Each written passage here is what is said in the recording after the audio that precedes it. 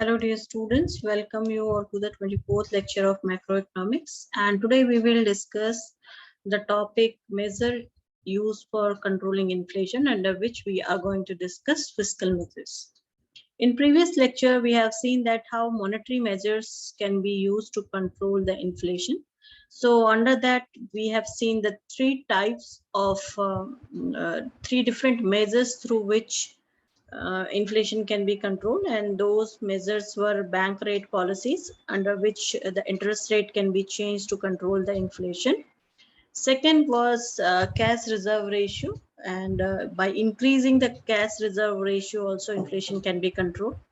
And third one was the open market operations, where government securities and bonds could be offered to commercial bank and certain industries, so that the government can control the excess liquidity in the market. So those were the monetary measures. Now today we will discuss about the fiscal measures. So the instrument for fiscal measures are taxation, government expenditure, and public borrowing. So now how we can make the changes in taxation or government expenditure and public borrowing, through which how we can control the inflation, we are going to discuss today. See, when we are saying taxation, taxation means taxation on industries as well as on individuals. And government expenditure means how the government, when they are constructing buildings, road, bridges, and all those things, government is also doing a lot of, excuse me, expenditure.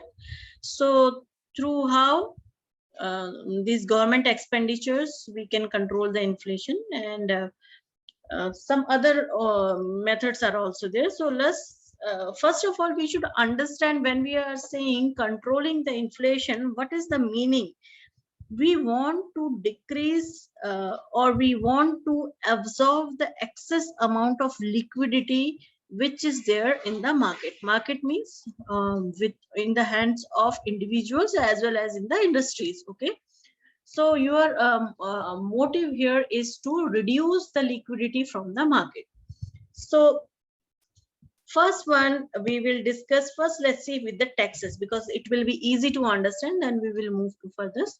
So you only think that if excess liquidity is there and government want to absorb that liquidity, what they will do with the taxes? Obviously they will increase the tax, or maybe some new taxes can be imposed to absorb the excess amount of liquidity from the market. So in this case, when government want to uh, decrease the liquidity, or they want to absorb the excess cash from the market, what they will do? They will increase tax rates, or they will start some new direct taxes on individuals, so that customers, or so that individuals, most of the cash will go as a tax, and through which they can control the excess amount of liquidity in the market. Second one is decrease in public expenditure. Now government, as you know, we learn in the circular flow of money also, how the government do expenditure. So government also do a lot of expenditure on building a road, bridges, etc. So what happens with that? Most of the people will get employment through that. Okay, and employment, if they are getting, what is the meaning of that? They are getting wages for that. The government is paying salary when they are constructing roads, bills, and bridges. So because of that also, excess amount or liquidity of individuals and households are increasing. And obviously some industries also getting benefit of that, like if one bridge is constructing, so concrete is will be the requirement, and steel will be the requirement. So government need to pay money to the industry, so again the money will go from government side. So what the government will do? They will reduce their expenditure, less buildings, less roads. But it doesn't mean that totally government will stop its expenditure, but for non-essential expenditures they can control, and with that also they can control, or they can reduce the supply of money from government to household sector or the industrial sector. I hope you understood this point. Next one is delay in payment of old debts. In circular flow of money, we have seen that government can take loans from industries also, okay, or might be sometimes from commercial banks also. So what the government will do, they will not pay the debts immediately. They will hold that amount for time being.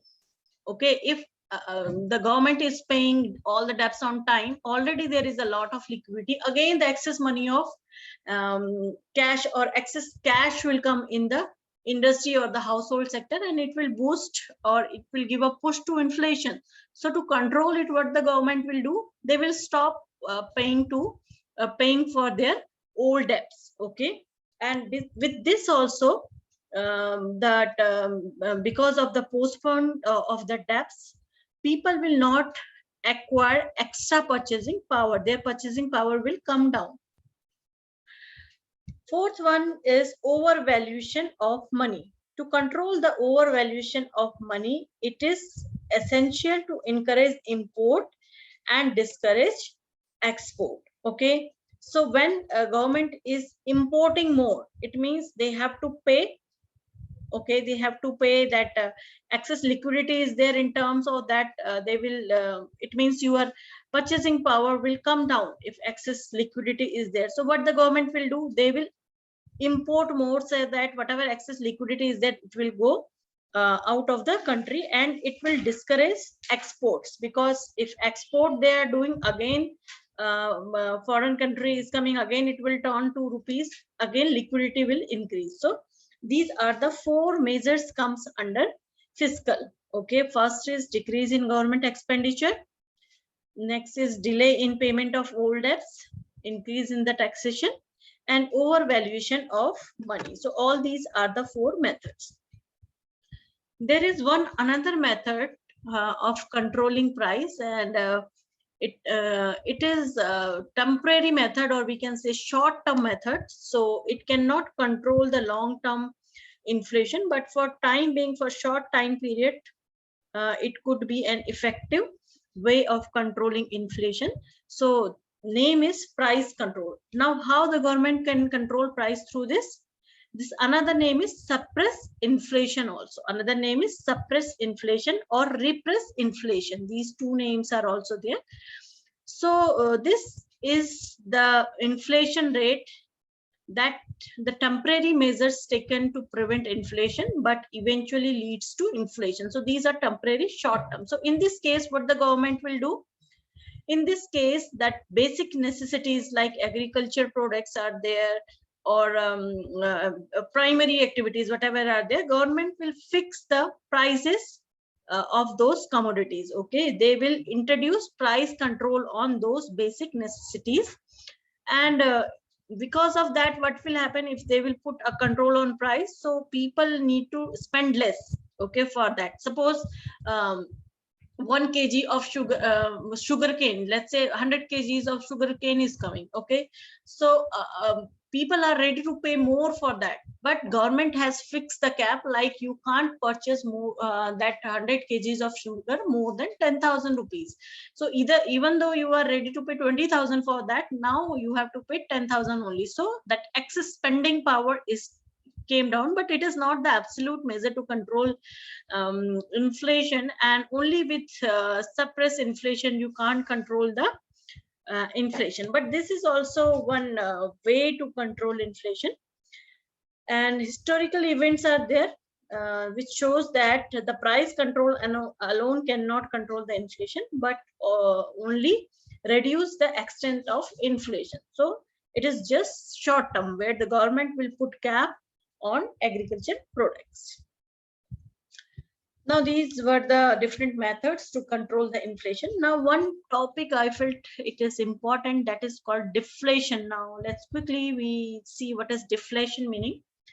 So when the overall price level decreases so that inflation rates became negative, it is called deflation. I told you in the beginning also, certain percent of inflation is always good for an healthy economy. Deflation is also very risky condition when your inflation rates are going below 0%. Okay, so deflation happens naturally when money supply of an economy is fixed. And in the times of deflation, the purchasing power of a currency and wages are higher than otherwise would have been. Okay, so this is also a very risky condition. In Japan, it happened earlier that the economy went in deflation. So that is also very risky condition. So with this topic, your inflation portion is finished. So if you are not able to understand it, you can ping me. I will solve your query on WhatsApp also. Thank you so much for watching today's video. जब बुला ला उसको हो गया क्या